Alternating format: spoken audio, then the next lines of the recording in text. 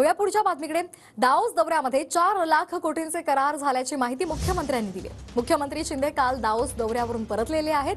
दरम्यान आकडे बघून विरोधकांचे डोळे पांढरे होतील अशा शब्दांमध्ये त्यांनी विरोधकांवर निशाणा सुद्धा साधला। दुसरीकडे शिंदेंनी थंड हवेची मजा घेतली। आता आम्ही वातावरण गरम करू अशा शब्दांमध्ये आदित्य ठाकरे यांनी शिंदेंच्या दाओस दौऱ्यावर टीका केली आहे। हा दौरा अतिशय यशस्वी झाला। महाराष्ट्रामध्ये परदेशी गुंतवणूक करण्याचा ओढा मोठ्या प्रमाणामध्ये जाणवला आणि यावर्षी 3,53,000 पेक्षा जास्त परदेशी गुंतवणुकीचे एमओयू साईन झाले।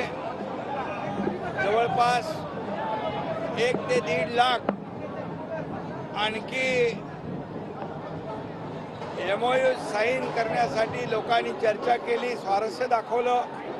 डायव्होर्समध्ये 2 पत्रकारांना पण नेलेलं आहे, 1-2 अजून मित्र आणि 2-3 दलाल नेलेले आहेत। असो हे सगळं आमच्याकडे फोटोज वगैरे सगळं आलेलं आहे आणि त्याच्यावर आम्ही खुलासा ते परत आल्यानंतर करू।